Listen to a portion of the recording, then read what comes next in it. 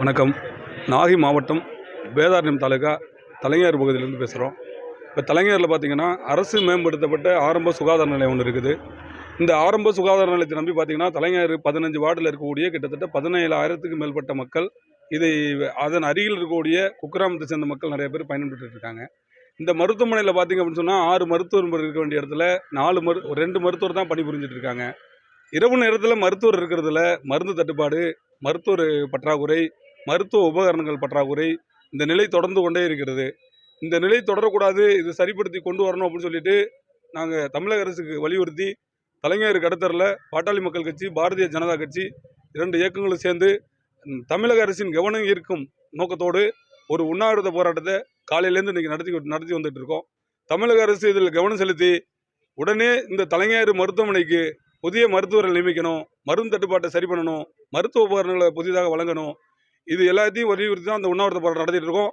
இதிலையும் தமிழக அரசு செவிசாய்க்கவில்லை என்றால் அடுத்த கட்ட போராட்டமாக மிகப்பெரிய அளவில் மக்களை ஒன்று திரட்டி தலைஞர் கடத்தரில் ஒரு மாபெரும் கண்டன ஆர்ப்பாட்டம், அதன் பிறகு மக்களை ஒன்று திரட்டி ஆலங்குடியில் மிகப்பெரிய ஒரு சாலை மறியல் போராட்டம் நடத்துறதை நாங்கள் திட்டமிட்டு இருக்கோம். அதனால் தயவுசெய்து தமிழக அரசு இந்த போராட்டத்தை எல்லாம் உற்று நோக்கி தலைஞர் ஆரம்ப சுகாதார நிலையத்துக்கு உடனே மருத்துவர்களை நியமிக்கணுங்கிறத தாழ்வு கேட்டுக்கொள்கிறேன். தலைஞர் பகுதியில் இருக்கிற ஆரம்ப சுகாதார நிலையத்தில் மருத்துவர்கள் 7 பேர் இருக்க வேண்டிய இடத்துல இன்னைக்கு 2 மருத்துவர்கள், இரவில் மருத்துவர் இல்லை. ஆனால் 80லேருந்து 92 வரைக்கும் அன்றைய மக்கள் அடிப்படையில் பார்த்தா அன்னைக்கு 6 மருத்துவர்கள் இருந்திருக்காங்க. இன்னைக்கு இந்த பகுதி விவசாயத்தை மட்டுமே நம்பி வாழக்கூடிய பகுதி. விவசாயிகள் நிறைந்த இந்த பகுதியில் இரவு நேரத்தில் மருத்துவர் இல்லாததுனால இடைக்காலத்தில் கிட்டத்தட்ட ஒரு 3-4 இறப்பு ஏற்பட்டு இருக்கிறது. ஆகையால் தமிழ்நாடு அரசும் சம்பந்தப்பட்ட துறை சார்ந்த அதிகாரிகளும் கவனத்தில் கொண்டு உடனடியாக மருத்துவர்களை போடணும். மருத்துவர்களை போடணும்னு சொன்னால் நாங்கள் அடுத்த கட்ட போராட்டத்துக்கு போகிற சூழலையை நீங்கள் உருவாக்கக்கூடாது. இது மக்களினுடைய வாழ்வாதார பிரச்சனை. ஆகையால் பாட்டாளி மக்கள் கட்சியின் சார்பாகவும் பாரதிய ஜனதா கட்சியின் சார்பாகவும் மீண்டும் ஒரு முறை சொல்லுகிறோம், உடனடியாக மருத்துவரை போட்டு இந்த மக்களை காக்க வேண்டுமென பணிவோடு கேட்டுக்கொள்கிறோம்.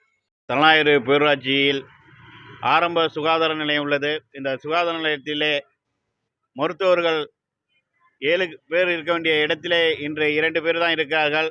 சமீபத்தில் சில தினத்துக்கு முன்பாக சரியான மருத்துவர் இல்லாத காரணத்தால் இரவு நேரத்திலே மருத்துவ சிகிச்சைக்கு வந்தவர்கள் 2 பேர் மரணம் அடைந்து விட்டார்கள்.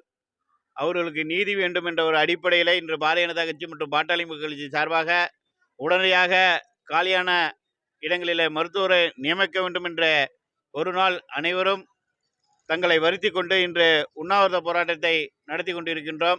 இந்த உண்ணாவிரத போராட்டத்தின் மூலமாக இந்த அரசாங்கம் செவிசாய்த்து உடனடியாக காலி பணியிடங்களை நிரப்ப வேண்டும் என்று பொதுமக்கள் சார்பாகவும் பாரதிய ஜனதா கட்சி மற்றும் பாட்டாளி மக்கள் கட்சி சார்பாக அன்போடு கேட்டுக்கொள்கிறோம். நாகை மாவட்டம் தலைஞர் ஒன்றியத்தில் அரசு சுகாதார நிலையத்தில் போதிய டாக்டர்கள், செவிலியர்கள் இல்லாத நிலை. இதில் 2 பேர் உயிரிழந்து விட்டனர்.